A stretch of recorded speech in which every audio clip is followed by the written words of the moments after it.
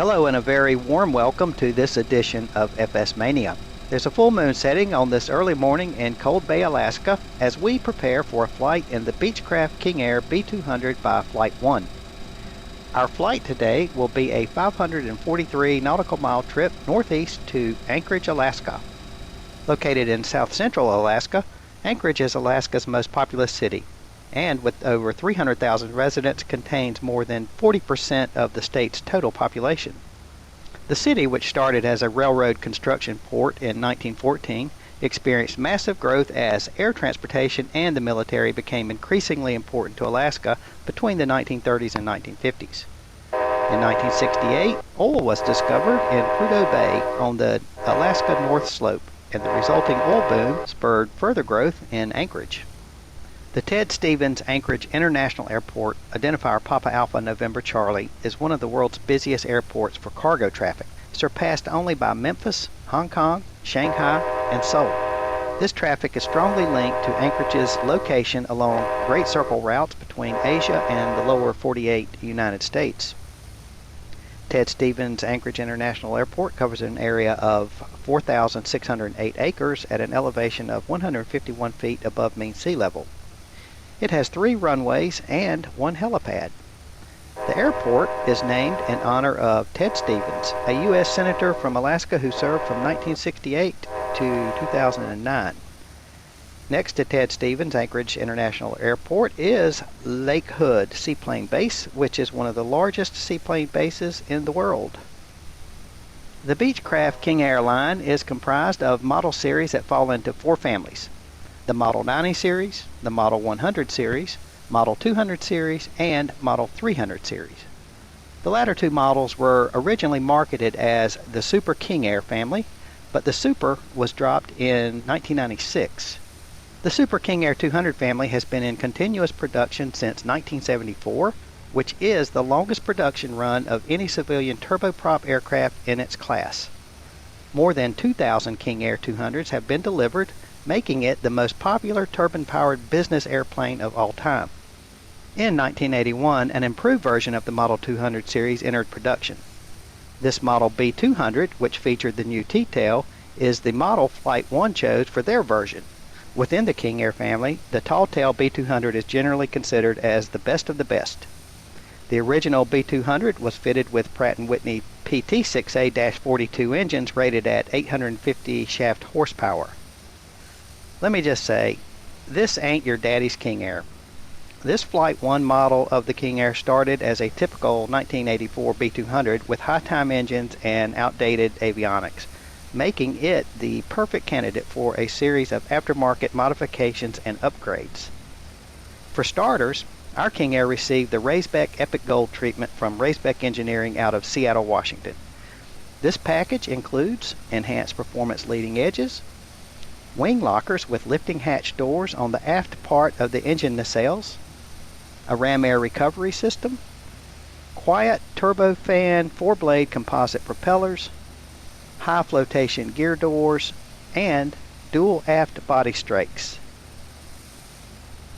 Next, we have a new Blr Winglet System, which adds an aluminum wingtip, carbon fiber winglet, and integrated position, recognition, and strobe lights. These BLRs increase the overall wingspan by 3 feet 5 inches, providing a valuable reduction in drag, an increase in lift, better slow flight handling, and they look pretty dang cool. Blackhawk Modifications out of Waco, Texas has installed a new pair of Pratt & Whitney PT6-52s. These engines were created by Pratt & Whitney by combining the -42's gearbox section with a -60 gas generator section. The resulting -52 engine is still limited or flat rated to 850 shaft horsepower at the propeller, but the engine has the thermodynamic ability to produce well over 1,000 shaft horsepower, which comes in handy at high altitudes. With the new engines and aerodynamic modifications, our upgraded King Air's cruise speed increases from 285 knots to 310 knots. On the inside, we have a brand new, richly appointed interior configured for 8 passengers and a crew of 2. In the cockpit, we find that the 1980s panel has been gutted and replaced with a fully integrated Garmin G1000 King Air specific avionics package. This retrofit features Garmin's signature 15-inch multifunction display, MFD, and two 10-inch primary flight displays, PFDs. A digital dual-channel automatic flight control system, AFCS, GPS, wide area augmentation system, or WAS, mapping, obstacle database, traffic monitoring, and Garmin's Safe Taxi. Should you want to fly above 28,000 feet, the G1000 is RVSM capable. The Flight 1 Garmin database can be updated using Navigraph FMS data. Our 3-axis autopilot equipped King Air is certified for single pilot operations. And finally, to cap off our upgrades, we have a brand new tip-to-tail exterior paint job. This King Air is 43 feet 9 inches long, has a wingspan of 54 feet 6 inches, a height of 15 feet, a maximum takeoff weight of 12,500 pounds, and a service ceiling of 35,000 feet. So, if you like what you see, all this can be yours for somewhere in the neighborhood of, wait for it, $3 million US. Now, if you prefer to spring for a brand new King Air 200 GT or a 250 or even a big new 350i, you will need to fork out between 5 to 8 million smackaroos. So, I'm thinking we'll stick with our King Air Black Hawk Super XP52. And with that said, climb aboard, buckle up, and let's go flying. Good morning and welcome aboard. This is the FS Mania flight from Cold Bay, Alaska to Anchorage, Alaska non-stop in the Flight 1 King Air B200 Black Hawk version. Super airplane, ultimate King Air, and we are cold and dark. Literally, it's dark and we're in Cold Bay, so definitely cold and dark. And we're just going to start out. I know it's a little dark in here. We'll get some lights on. Just bear with me for one moment. We're just going to do a quick flow and be sure all of our this is our fuel control over here. All of our pumps are in the off position. Standby pumps, auto auxiliary transfer override is in the auto position, and our circuit breakers down here in our fuel firewall valves are closed with the guards being in the open position. Over here we have our prop levers full forward. Our power levers we'll put here in the idle position, and let's bring this condition lever back down to idle cutoff. And let's look in here on some switches and be sure the auto ignition is off, batteries and generators are off, the starters are off, and anti-ice, these are the ice vanes for the turbines, the PT6s, and they are off. Auto feather is in the off position, and the governor test is in the off position. All of our lights right here are off, and anti-icing, which there's quite a bit. The King Air is said to be a go anywhere, go anytime airplane. Lots of anti-icing. I think we have like 11 switches altogether, and so landing gear is down, and here is our pressurization and our flap indicator, and up here we have of course our primary flight display, audio panel over here to the left, standby instrumentation, and our auto flight control system up here, panel, MFD multifunction display here in the center. And let's go over here and just look at our environmental controls, and we'll go ahead and cut on our no smoking and fasten seatbelt sign for the passengers, and we'll also bring the cabin light on so that they can get settled in there. And the environmental control is off, and bleeds are off, electric heat's off, the blower, aft blower is off, stall warning test down here, I know it's hard to read, it's off, and coffee pot's off. And over here we've got indicating a full charge on our oxygen system, and there's a few, let's get back here, we can see them, circuit breakers over here. Also our alternate static air source is set to normal, and that's what we want there, and I'll speak just a moment about that. But while I'm doing it, I want to close, or open I should say, this oxygen valve up here for the passengers. We don't want them getting hypoxia on us if something happens. And what I was going to say about that static port is the static port on this airplane is there's two separate systems, one for the pilot, one for the co-pilot. The static port's typically a very small hole. It's I guess maybe 32nd or something. It's just really small hole, usually located on the aft part of the fuselage. And the walk around, we look in there and make sure there's nothing clogging it up. And being such a small hole, it could get clogged up by an insect or ice or something else. And so if it does, that's why we have alternate static source. And this is located back in the aft of the pressure bulkhead in the King Air, but in a non-pressurized airplane, it's somewhere up in here. And in some airplanes, you break the glass on the vertical speed indicator, but it provides the source of pressure for the altimeter and for the vertical speed indicator, for the air data computers on here. So it's important. And just a little tidbit on the static port. So moving right along, we've got everything set here. Flaps are up, and this is our pressurization controls. Everything is off down here, and so it looks like we're ready to start. And I'm just going to slip over here so that we can see what we've got going. Standby pumps, I'm going to cut them on and we'll just listen. And there is audible sound. We'll go ahead and cut on our battery switch right here. Kill these caution lights, and I'm indicating low fuel pressure for the left and right systems. I want to go ahead and open up these firewall shutoff valves, and that extinguish those warning systems. And when we shut off the standby pump, those lights come back on as they should. And then let's do a cross-feed check, and the lights go off on the right, center, lights back on, left, lights back off. So cross-feed's working. Auxiliary transfers in auto position over here. We've got lights for the no transfer warning, and fuel, where we've got 1,300 pounds in each tank. That's about 900 and I'm sorry, it's not 900, it's 195 gallons, so 390 gallons on board.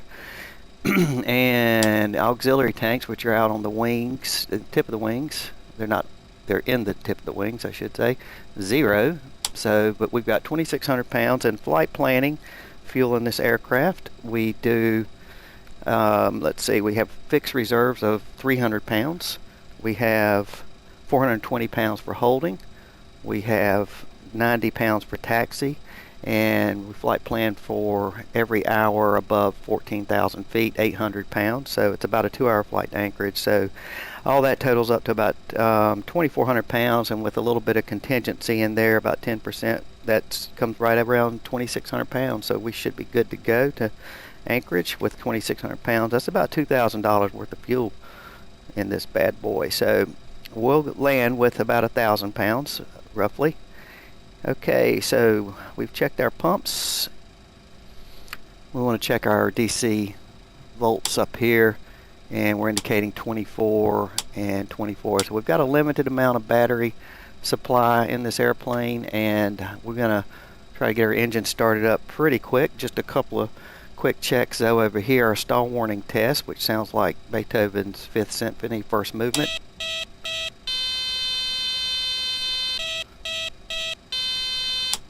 That's impending doom. And our fire detection system, we'll check that.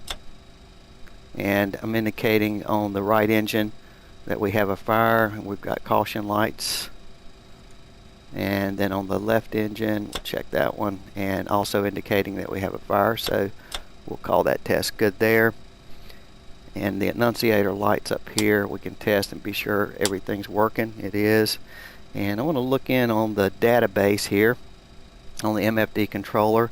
And because the way this is set up with the controller actually down here, it's a little hard in the virtual cockpit at any rate to operate that. So I just go ahead and bring Shift 4 and bring up the pop-up controller here. And I want to go over to the auxiliary page and then use the inside wheel down here. We'll scroll over to the last page and look at the database, and it expires August 19th, 2015. So we're 1st of August. We're good there. So let's go back to that page, and then we'll go back to our map page. And I think I'm going to go ahead and scroll in while I'm here. That's out. We'll go in, and so we have sort of a safe taxi view of the airport. Here's runway 33 we're going to depart from. We'll come out here on Charlie, back taxi short distance, and do a run up down here, and then we'll head to the VOR from that direction right there. So let's close that pop-up and go to the next item on our list, which is rotating beacons coming on. Beacons right here in preparation for start. Now we're going to clear the area. We've got a little window here I can open up. Clear prop, or I should say clear props. It's 4 a.m. here, a little after 4 in Cold Bay, not too much activity. So I'm going to get myself positioned where I can, actually I think this view right here where I can see my starters, and really it's probably best just to hide the yoke for this, I have found. So a little bit of a complex starting procedure. I'll just try to go through it step by step. Right engine, we're going to bring the starter on. We're going to watch for an ignition light to come on here so we know we've got ignition. We're going to watch this fuel pressure come out. When N1 gets above 12%, we can add fuel, and then we'll monitor oil pressure, ITT, and N1. And then when it gets above 50%, we can cut our starter off, generator on. So that'll get us going there. So right engine, there's our ignition light. Fuel pressure light just went out. N1's already above 12%. It's okay if it goes higher. In fact, it's good if it goes a little higher. There's our fuel. Monitoring oil pressure, lights out. ITT, we didn't want it to go over 1,000. It didn't. N1's up now at 58%. So we come off with the starter and generator. We'll hit reset, bring it on, and we'll get a warning light for about 6 seconds that it's charging. And that's a good start. And what we want to do is take a look and be sure we're getting some charging. We are 28 volts, and once it's below 50% here load, that's what we're looking for. We've got our batteries charged up enough to begin a start over here on the other engine. What we're going to do on this is a generator assisted start. That's what we're going to call this. So we're going to cut this right generator off, kill the caution light, and we're going to bring this this condition lever. Some people say lever, some say lever, potato, up into the high idle. And we're going to come in and hit our starter. There's we can't see the ignition light. We'll watch the fuel pressure and looking for N1. There it is, up above 12. We'll bring that on, and as soon as that comes on, we're going to bring this generator back online to assist in the start, looking for above 50%. We have it, and so we'll cut off the starter, and now we can cut on the right generator, reset, down, and it's on, and we have 2 good starts, and we can bring this lever back down into low idle. So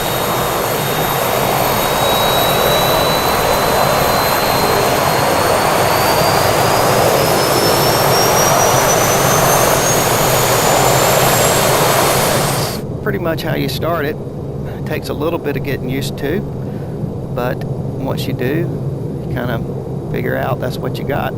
Okay, so indicating bleed air is off, and that's what we want there. And then pretty quick after we get these started, I like to go ahead and extend my anti-ice vanes so that we don't suck up any debris here blowing around in Cold Bay. There is a lot of wind that blows things around, and we don't want to get any of it in our turbine, so ice vanes are open.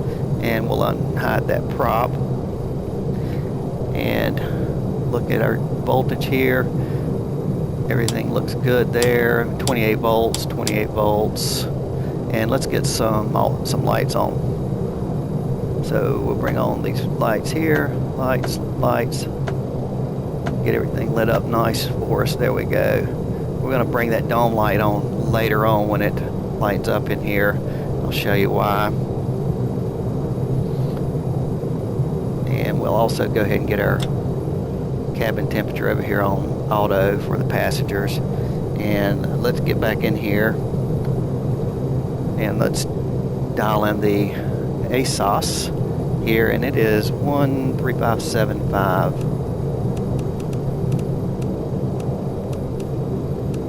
Tune that in.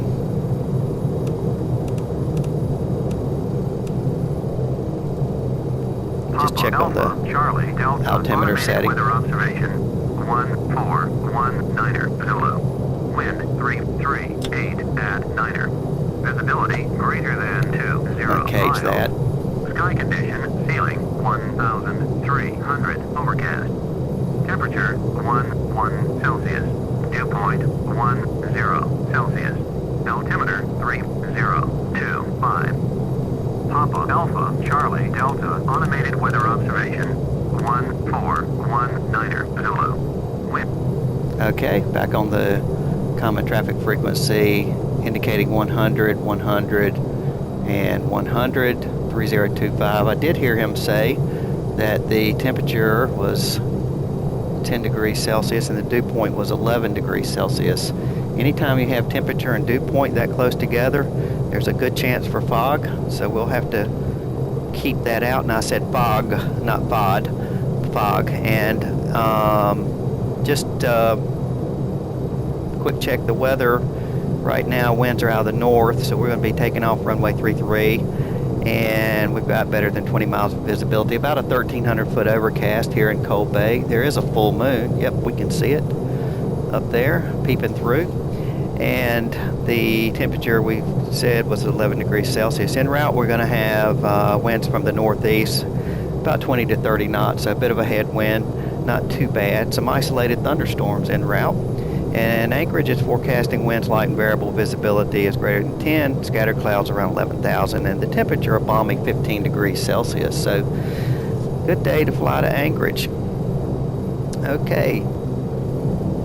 We have received our clearance by telephone from flight service, so we're going to go ahead and put in our flight plan now. So what we'll do, I'll bring up the multifunction controller, shift 4, and let's go to the flight plan and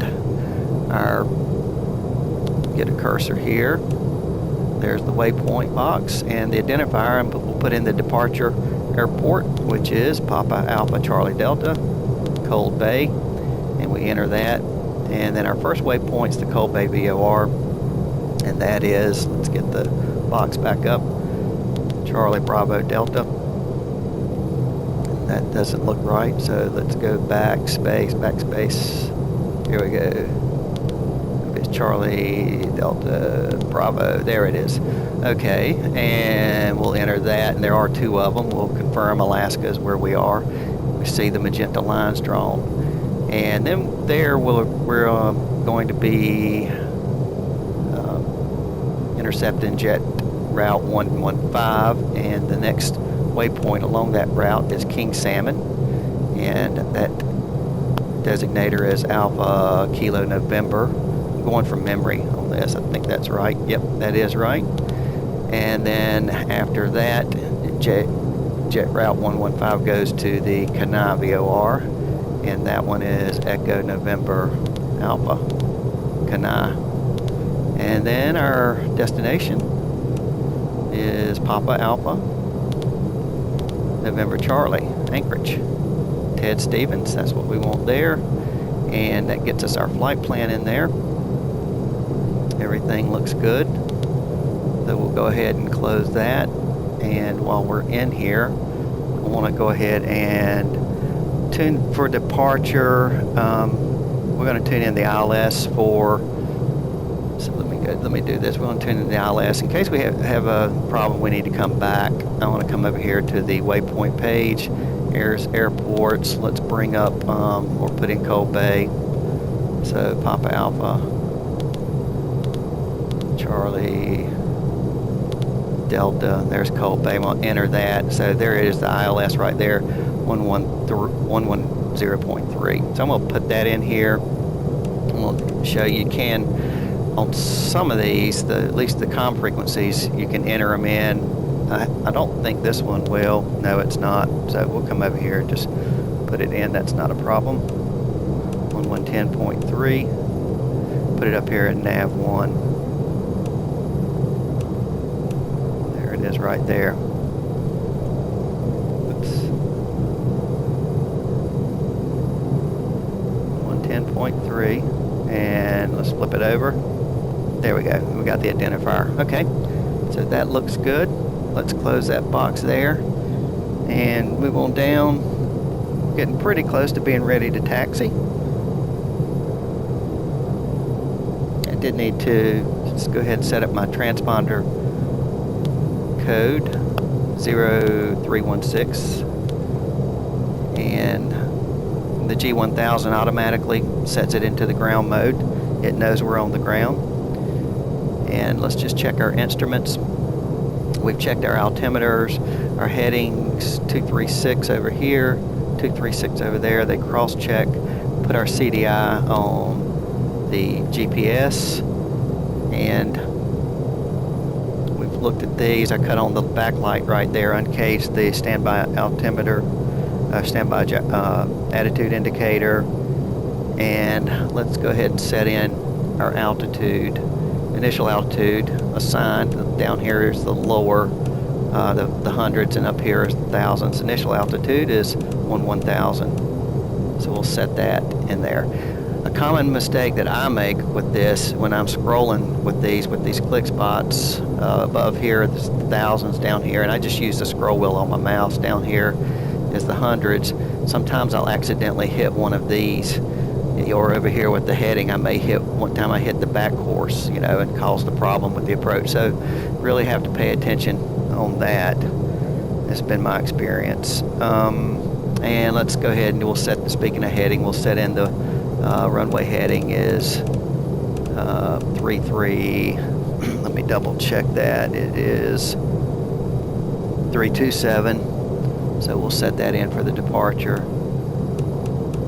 There we go, 327. And with that, we can get on our recognition lights here and our taxi lights. See those come on. Make sure they're working. Yep. And we're ready to taxi out. Make sure everything's clear. Release the brake down here. And it takes about a good 400 foot-pounds right here, and then we can keep an eye on our ground speed right there. So about 400 foot-pounds to get us moving, get the props up out of beta, and then once we start moving, then we can ease them back. Just kind of use the beta range to keep our speed under control, keep us from having to ride the brakes, hopefully wearing them out. They're very expensive.